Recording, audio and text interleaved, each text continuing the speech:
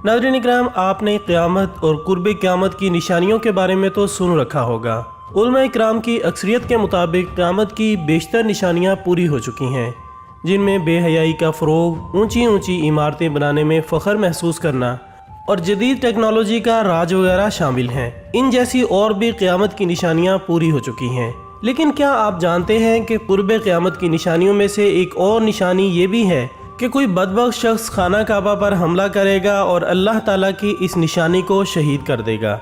इस निशानी का जिक्र हमें हज़रत मोहम्मद सल्लल्लाहु अलैहि वसल्लम की हदीस मुबारका से आसानी से मिलता है।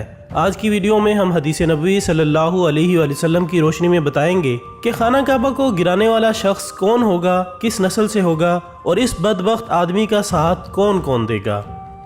नाज़रीन इकराम, बेशक काबतुल्लाह बेशुमार फजीलतों का मालिक है। जब तक ये कायम है दुनिया बाकी है।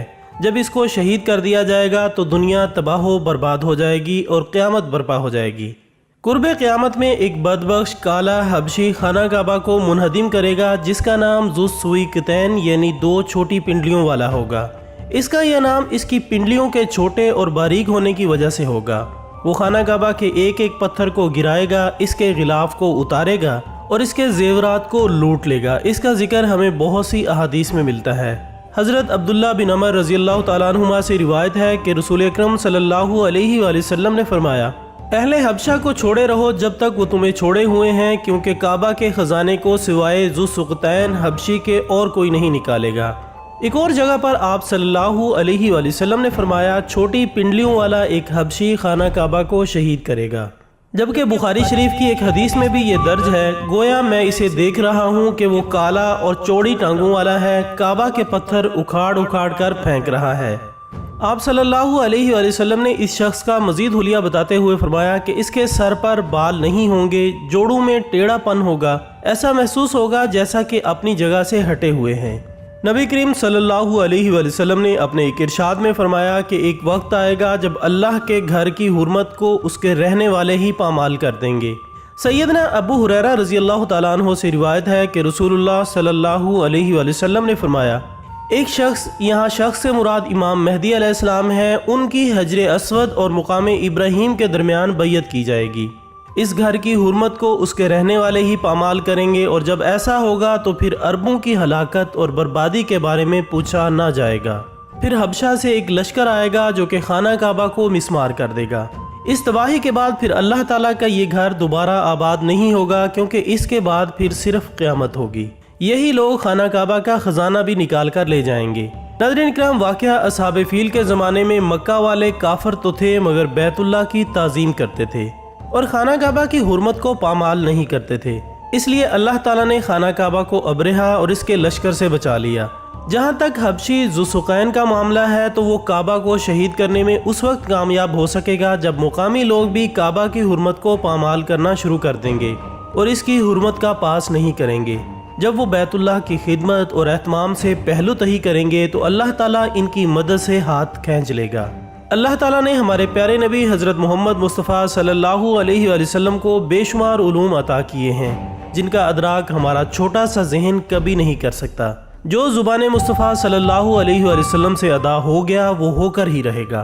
कुरान मजीद फुरक़ान हमीद सूरत नजम आयत 3 और 4 में अल्लाह ताला का फरमान है, और वो कोई भी बात अपनी ख्वाहिश से नहीं करते, वो तो नहीं मगर वही जो इन्हें की जाती है। नाज़रीन इकराम, आप जानते होंगे कि इससे पहले भी खाना काबा पर हमले की कोशिश की जा चुकी है, लेकिन अल्लाह ताला के फजलो करम से काबतुल्लाह महफूज रहा और हमला करने वाले तबाह बर्बाद हुए। हुजूर अकरम सल्लल्लाहु अलैहि वसल्लम की पैदाइश से सिर्फ 55 दिन पहले यमन का बादशाह अब्रहा हाथियों की फौज लेकर काबतुल्लाह को शहीद करने के लिए मक्का पर हमला आवर हुआ था। इसका सबब यह था कि अब्रहा ने यमन के दारुल सल्तनत सना में एक बहुत ही शानदार और आलीशान गिरजा घर बनाया था और ये कोशिश करने लगा कि अरब के लोग बजाय खाना काबा के यमन आकर इस गिरजा घर का हज किया करें। जब मक्का वालों को ये मालूम हुआ तो कबीला कनाना का एक शख्स गैज़ो गज़ब में जल भुनकर यमन गया और वहाँ जाकर गिरजा घर में पाखाना करके इसको नजासत से लथपथ कर दिया। जब अब्रहा ने ये वाक़या सुना तो तैश में आकर आपे से बाहर हो गया और खाना काबा को शहीद करने के लिए हाथियों की फ़ौज लेकर मक्का पर हमला कर दिया। इसकी फ़ौज के अगले दस्ते ने मक्का वालों के तमाम ऊँटों और दूसरे मवेशियों को छीन लिया। اس میں 200 یا 400 اونٹ حضرت عبدالمطلب کے بھی تھے۔ حضرت عبدالمطلب کو اس واقعے کا بڑا رنج پہنچا، چنانچہ آپ اس معاملے میں گفتگو کرنے کے لیے اس کے لشکر میں تشریف لے گئے۔ جب ابرہہ کو معلوم ہوا کہ قریش کا سردار اس سے ملاقات کرنے کے لیے آیا ہے تو اس نے آپ کو ملاقات کے لیے اپنے خیمے میں بلا لیا۔ جب حضرت عبدالمطلب کو دیکھا تو ایک بلند قامت، روبدار اور نہایت ہی حسین و جمیل آدمی ہے جن کی پیشانی پر نور نبوت کا جاہ و جلال چمک رہا ہے۔ ابرہہ نے حضرت عبدالمطلب سے پوچھا کہ بتائیے آپ کیا کہنا چاہتے ہیں؟ حضرت عبدالمطلب نے جواب دیا کہ ہمارے اونٹ اور بکریاں وغیرہ جو کہ آپ کے لشکر کے سپاہی ہانک لائے ہیں، آپ ان سب مویشیوں کو ہمارے سپرد کر دیجئے۔ یہ سن کر ابرہہ نے کہا کہ اے سردار قریش، میں تو یہ سمجھتا تھا کہ آپ بہت ہی حوصلہ مند اور شاندار آدمی ہیں، مگر آپ نے مجھ سے اپنے اونٹوں کا سوال کر کے میری نظروں میں اپنا وقار کم کر دیا۔ اونٹ اور بکری کی حقیقت ہی کیا ہے؟ میں تو آپ کے کعبے کو توڑ پھوڑ کر برباد کرنے کے لیے آیا ہوں، آپ نے اس بارے میں تو کوئی گفتگو ہی نہیں کی۔ حضرت عبدالمطلب نے فرمایا کہ مجھے تو اپنے اونٹوں سے مطلب ہے، کعبہ میرا گھر نہیں ہے بلکہ وہ تو خدا کا گھر ہے، وہ خود اپنے گھر کو بچا لے گا۔ یہ سن کر ابرہہ اپنے فرعونی لہجے میں کہنے لگا، اے سردار مکہ سن لیجئے، میں کعبہ کو ڈھا کر اس کی اینٹ سے اینٹ بجا دوں گا اور روئے زمین سے اس کا نام و نشان مٹا دوں گا، کیونکہ مکہ والوں نے میرے گرجا گھر کی بڑی بے حرمتی کی ہے، اس لیے میں اس کا انتقام لینے کے لیے کعبہ کو مسمار کر دینا ضروری سمجھتا ہوں۔ حضرت عبدالمطلب نے فرمایا کہ پھر آپ جانیں اور خدا جانے، میں آپ سے سفارش کرنے والا کون ہو سکتا ہوں؟ اس گفتگو کے بعد ابرہہ نے تمام جانوروں کو واپس کر دینے کا حکم دے دیا۔ حضرت عبدالمطلب تمام اونٹوں اور بکریوں کو ساتھ لے کر اپنے گھر چلے آئے اور مکہ والوں سے فرمایا کہ تم لوگ اپنے اپنے مال مویشیوں کو لے کر مکہ سے باہر نکل جاؤ اور پہاڑوں کی چوٹیوں پر چڑھ کر اور دروں میں چھپ کر پناہ لے لو۔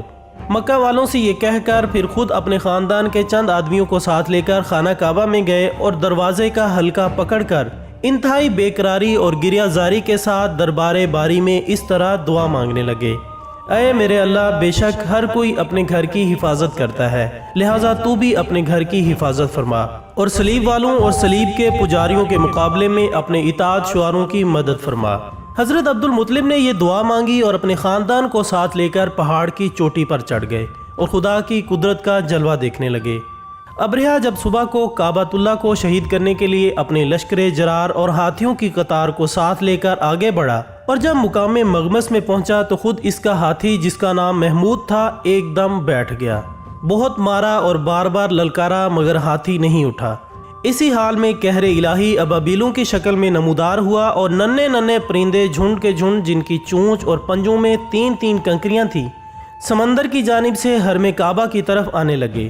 ابابیلوں کے ان لشکروں نے ابرہہ کی فوجوں پر اس زور و شور سے سنگ باری شروع کر دی کہ آن کی آن میں ابرہہ کے لشکر اور اس کے ہاتھیوں کے پرخچے اڑ گئے۔ اس طرح یہ سب ہلاک و برباد ہو گئے کہ ان کے جسموں کی بوٹیاں ٹکڑے ٹکڑے ہو کر زمین پر بکھر گئیں۔ چنانچہ قرآن مجید فرقان حمید سورہ فیل میں اللہ تعالیٰ نے اس واقعے کا ذکر کرتے ہوئے ارشاد فرمایا ہے کہ اے میرے محبوب، آپ نے نہیں دیکھا کہ آپ کے رب نے ہاتھی والوں کے ساتھ کیا حال کر ڈالا؟ کیا ان کے داؤں کو تباہی میں نہیں ڈالا اور ان پر پرندوں کے جھنڈ بھیجے تاکہ انہیں کنکر کے پتھروں سے مارے تو انہیں چبائے ہوئے بوس جیسا بنا ڈالا۔